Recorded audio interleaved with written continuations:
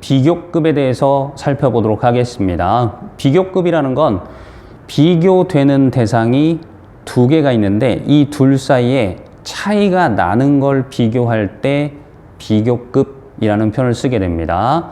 둘 사이에 차이가 나는 것을 비교할 때 비교급을 쓴다. 비교급을 만드는 방법은 두 가지가 있습니다. 그래서 각각 하나씩 정리를 해드릴게요. 첫 번째는 형용사 뒤에다가 er 붙이고 than이라는 형태를 쓰게 됩니다. 자, 형용사에 er 붙였을 때 두 가지를 기억하시면 좋겠는데요. 첫 번째는 해석상 형용사에 er 붙이면 더라는 의미를 넣어서 해석을 해주시면 돼요. strong, 강한, 힘센, 튼튼한 이런 표현이 있죠. 그럼 stronger라고 했을 때는 더 강한, 더 힘센이라고 더를 붙여주시면 해석이 잘 됩니다. 그 다음 두 번째는 형용사에 er 붙여서 비교급을 만들면 품사가 형용사예요. 미리 얘기하면 형용사에 est 붙여서 최상급을 만들어도 형용사입니다. 자, 형용사 원급은 형용사, 형용사의 비교급도 형용사, 형용사의 최상급도 형용사. 그러면 부사의 원급은 부사고 부사의 비교급도 부사겠죠. 부사의 최상급도 부사입니다. 이렇게 하나 상식적으로 알아두시고요. 자, 그리고 난 다음에 뒤에 대는 품사적으로 따지면 접속사입니다. 뭐뭐보다 라고 해석이 돼서 뒤에 있는 것보다 더 뭐뭐한 이런 식으로 해석이 돼요. 자, 그러면 어떤 형용사에다가 er 붙여서 비교급을 만드나요? 라고 물어보실 수 있는데 그냥 여러분들이 알고 있는 일반적인 형용사는 그냥 er 붙이시면 돼요. 자, 몇 가지 예를 들어 드릴게요. strong, 강한, 힘센 이런 표현이 있죠. 자, 여기다가 er 붙이면 비교급이 돼요. 더 강한, 더 힘센 이런 식으로요. 자, 그런데 이렇게 끝나는 표현도 있습니다. e로 끝나는 형용사 있죠. wise 같은 거, 뭐 현명한 이런 뜻인데 e로 끝나는데 e를 또 붙일 필요는 없겠죠. 그래서 r만 하나 붙여주시면 되겠습니다. wiser, 더 현명한 이런 표현이고요. 그 다음에 우리가 일반적으로 자음, 모음 이런 표현을 배워서 알고 있을 텐데 아예이오우로 발음이 되면 거의 대부분 모음입니다. 물론 모음이 몇 가지가 더 있지만 아예이오우로 발음이 되면 모음이다. 그러면 S는 아예이오우로 발음이 안 되니까 자음이겠죠. 자음 뒤에 이렇게 Y가 붙어있는 형태들은 변화를 시킬 때 Y를 I로 바꾸고 이 표현을 알고 있죠. 그래서 Y를 I로 바꾸고 ER 붙인다 라고 기억을 해주시면 되겠습니다. 자, 그리고 big 요것도 정리를 해드리면 여기 I가 모음이고 뒤에 있는 G는 자음입니다. 근데 앞에 있는 모음이 짧게 발음하는 모음, 단모음이라고 해요. 이렇게 단모음, 단자음으로 끝나는 것들은 뒤에 있는 자음을 한 번 더 쓰고 난 뒤에 이 R을 붙여주게 되어 있거든요. 근데 우리가 단모음, 단자음을 갑자기 다 외울 수는 없잖아요. 그래서 단모음, 단자음의 형태로 끝나는 단어 몇 가지를 정리를 해드릴 테니까 그걸 기억을 하고 적용을 시켜주시면 되겠습니다. 자, big은 뒤에 있는 자음을 한 번 더 쓴다고 그랬으니까 이렇게 써주고 ER 붙이시면 됩니다. 자, 이렇게 단모음, 단자음으로 되어 있는 거 한두 개 더 정리를 하면 thin, 얇은, 가는, 날씬한 이런 표현이죠. 그래서 얘도 단모음, 단자음이기 때문에 끝에 있는 자음을 한 번 더 쓰고 er 붙여주면 되겠고요.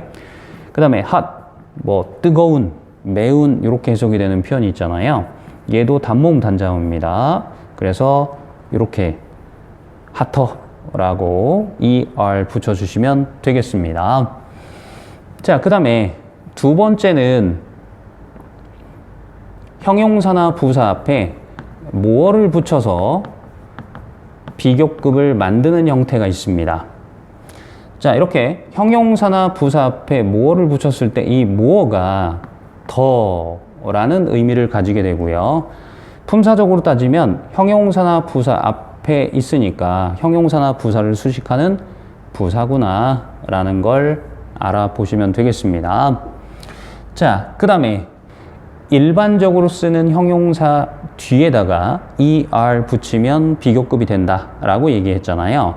그러면 뭐를 붙인다는 건 일반적이지 않은 형용사라고 생각을 하시면 되겠습니다. 그런 형용사를 몇 가지 추려보면 이렇게 되죠. 삼음절 형용사 앞에 뭐를 붙인다? 음절이라는 건 소리 나는 모음의 개수라고 정의를 내리는데요.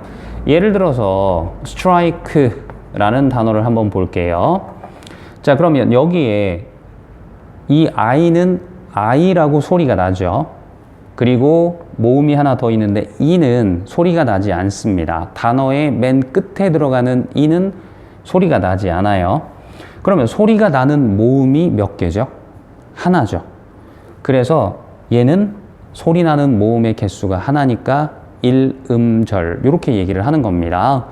그러면 3음절 형용사라는 건 소리가 나는 모음의 개수가 3개다라는 뜻이죠. 그래서 여러분들이 생각했을 때 쉬운 단어인데 가장 긴 형용사 하면 일반적으로 이런 표현들이 생각이 날 겁니다. beautiful, 그죠?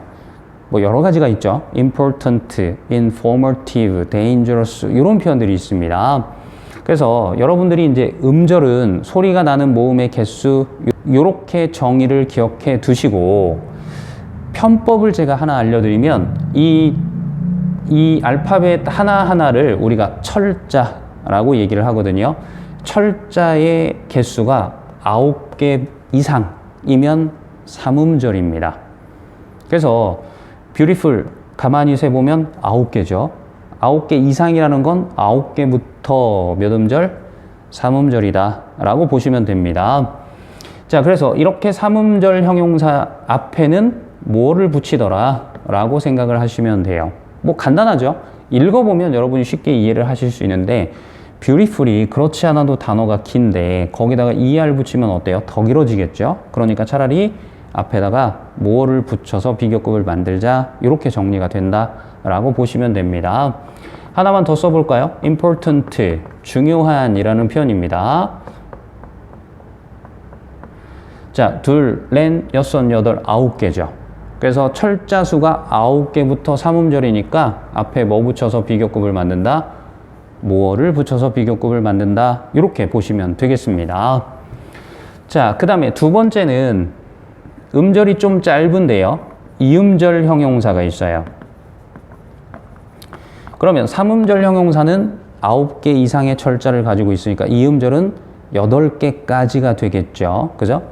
자, 그런데 이렇게 끝나는 형용사들이 있습니다. FLOES, LESS 이렇게 끝나는 이음절 형용사들은 앞에다가 뭐를 붙여서 비교급을 만든다 라고 보시면 돼요. 자, 뭐 간단한 단어들 한번 살펴볼게요. useful, 유용한 이런 표현이죠.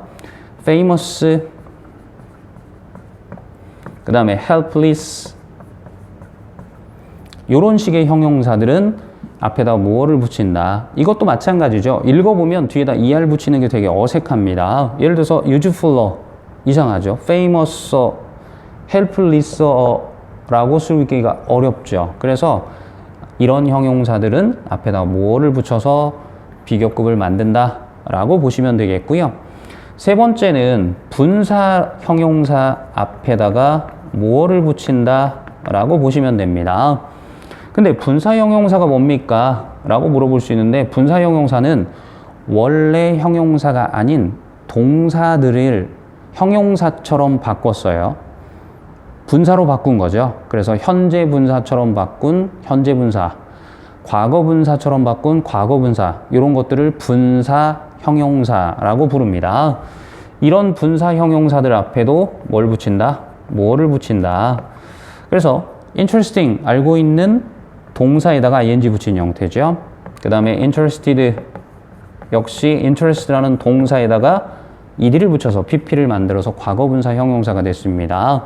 이렇게 한번 변형이 가해진 것들은 앞에다가 뭐를 붙여서 비교급을 만든다 라고 보시면 되겠습니다. 자, 그 다음에 네 번째는 부사 앞에는 전부 다 모어를 붙여서 비교급을 만든다 라고 보시면 돼요. 그래서 부사 앞에 모어 붙여서 만든다. 예를 들면 kindly, 친절하게 라는 표현이 있죠. 그러면 더 친절하게 라고 하려면 형용사 ly 붙여서 부사 만든 것들이니까 앞에다가 more를 붙여서 비교급을 만든다 라고 보시면 되겠는데, 예외가 하나 있습니다. early라는 단어가 있죠. 일찍 이렇게 해석이 되는 표현인데, 얘는 이렇게 er 붙여서 비교급을 만든다, 예외적인 상황이니까 부사 앞에 more 붙이는 예외적인 early만 뒤에다가 er 붙인다 라는 사실을 기억해 두시면 되겠습니다. 자, 이렇게 비교급을 한번 살펴봤는데요. 세 번째는 이게 원급, 비교급, 최상급 표현 중에서 만약에 딱 한 문제를 시험에 출제를 한다 라고 했을 때 비교급 수식어, 얘가 시험에 나올 가능성이 가장 높습니다.